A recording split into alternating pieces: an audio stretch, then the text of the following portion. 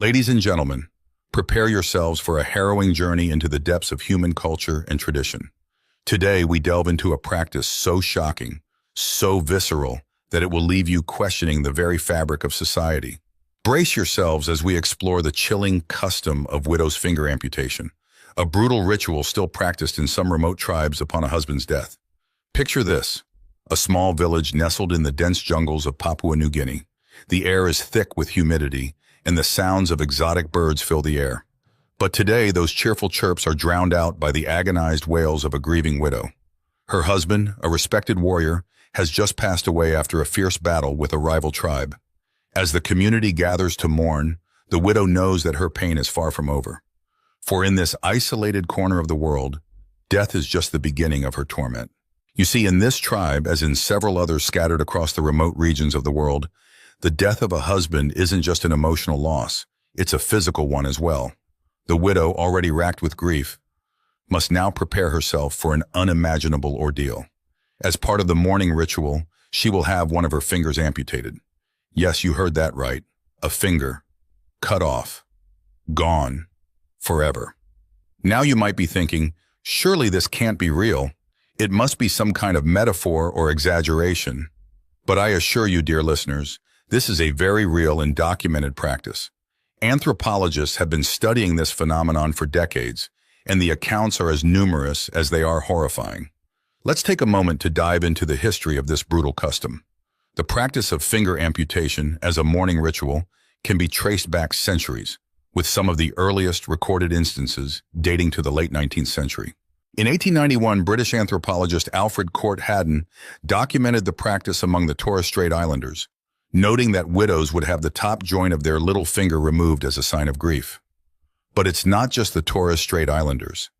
Similar practices have been observed in parts of Africa, South America, and other regions of Oceania. In some cases, it's not just one finger that's amputated, but multiple fingers over time, depending on how many husbands a woman has lost. Now, you might be wondering, why on earth would anyone willingly subject themselves to such a barbaric practice? Well, the reasons are as complex as they are disturbing. In many of these cultures, the amputation is seen as a way for the widow to physically manifest her grief. It's a visible, permanent reminder of her loss, a scar that she'll carry with her for the rest of her life. But there's more to it than just symbolism. In some tribes, the practice is rooted in deeply held spiritual beliefs. They believe that by cutting off a part of herself, the widow is offering a sacrifice to appease the spirit of her dead husband. It's thought that this will help guide his soul to the afterlife and prevent it from lingering in the mortal world, where it might cause mischief or harm to the living. Can you imagine the terror that must grip a woman's heart when she realizes that her husband's death is just the beginning of her ordeal? The dread that builds as the day of the ritual approaches? The panic that sets in as she's led to the place where the amputation will occur? Picture the scene, a small, dark hut on the outskirts of the village. The air is thick with the smell of burning herbs and incense. The widow, her eyes wide with fear, is led inside by a group of older women, the keepers of tradition. She's seated on a rough wooden stool, her hands stretched out on a flat stone before her. The village shaman approaches, clutching a sharp obsidian blade. The widow's breath comes in short, panicked gasps as the blade is raised high.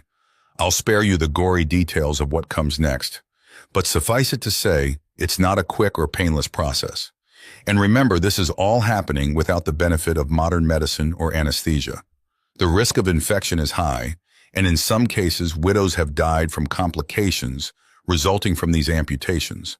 But let's take a step back and look at this practice from a broader perspective.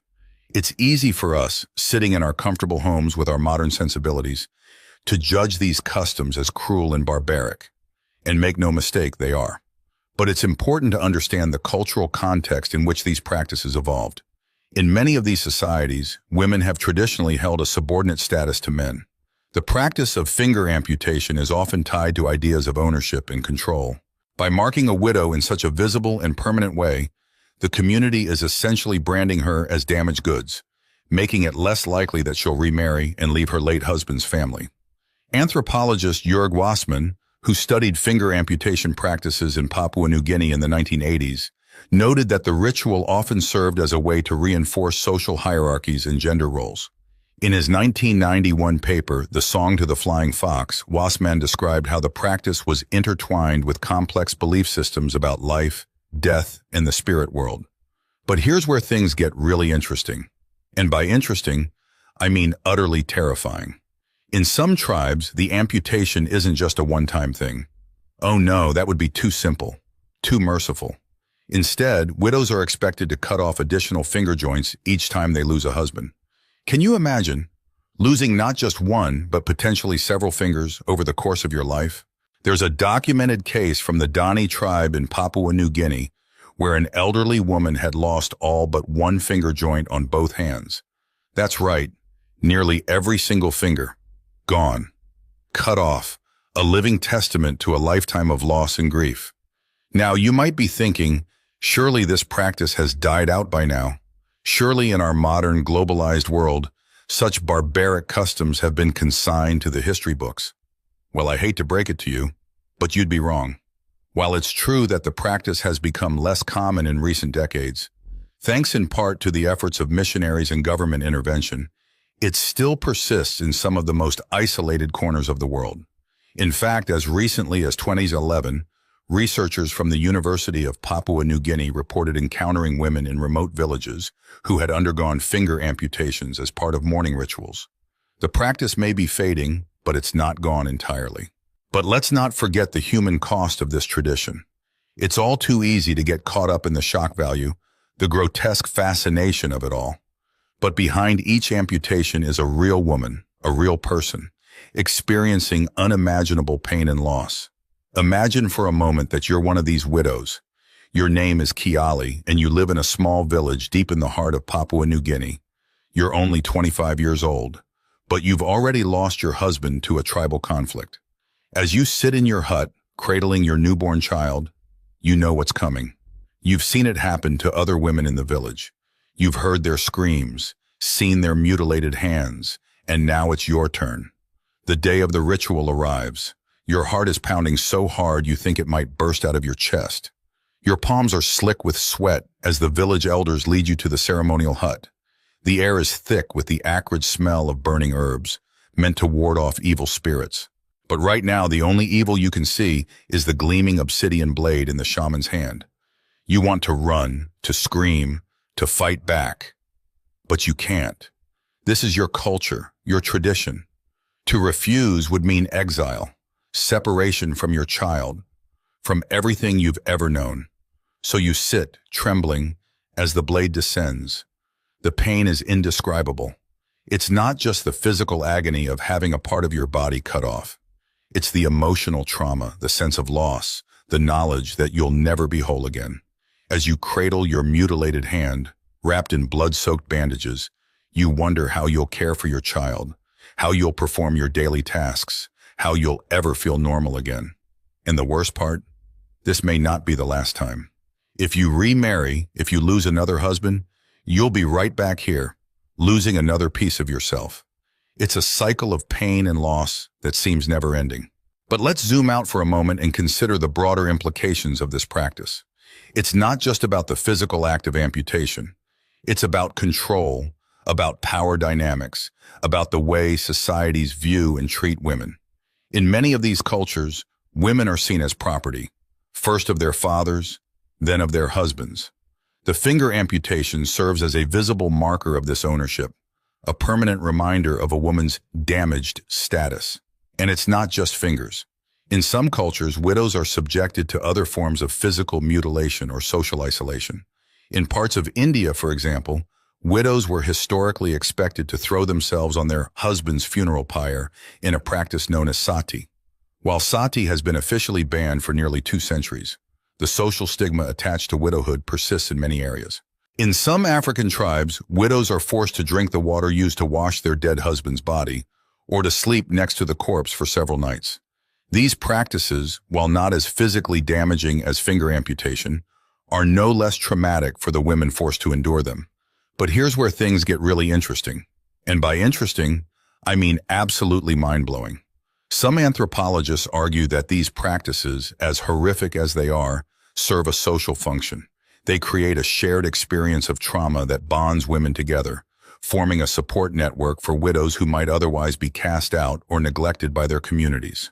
Dr. Margot Wilson, a Canadian anthropologist who studied widow rituals in Papua New Guinea in the 1970s, noted in her research that the women who underwent finger amputations often formed tight-knit social groups. These groups provided emotional support, shared childcare duties, and even pooled resources to ensure their survival in a society that often marginalized widows. Of course, this doesn't justify the practice, not by a long shot, but it does highlight the complex web of social, cultural, and psychological factors that contribute to the persistence of these traditions. Now, you might be wondering, what's being done to stop this? Surely someone is trying to put an end to such a barbaric custom, and you'd be right to ask. In recent years, there have been efforts by both local governments and international organizations to eradicate practices like finger amputation. In Papua New Guinea, for example, the government has officially outlawed the practice. But enforcement in remote areas is difficult, and deeply ingrained cultural traditions don't disappear overnight. It's a delicate balance between respecting indigenous cultures and protecting basic human rights. Some NGOs have taken a different approach, focusing on education and economic empowerment for women in these communities. The idea is that by giving women more autonomy and control over their lives, they'll be better equipped to resist harmful traditional practices. But change is slow, and for many women, it comes too late. Even as we speak, there may be a widow somewhere in the world preparing to lose a part of herself to this brutal tradition. So what can we, as listeners halfway across the world, do about this? Well, awareness is a start. By understanding and discussing these issues, we contribute to a global dialogue about human rights and cultural practices. We can support organizations working on the ground in these communities, advocating for change and providing support to women. But perhaps most importantly, we can reflect on our own societies and the ways in which we may unknowingly perpetuate harmful gender norms or traditions. Because while finger amputation may seem extreme and far removed from our daily lives, the underlying issues of gender inequality and control over women's bodies are sadly universal. As we come to the end of this harrowing journey, I want you to take a moment to really let the weight of what we've discussed sink in. Imagine looking down at your own hands, whole and unmarked.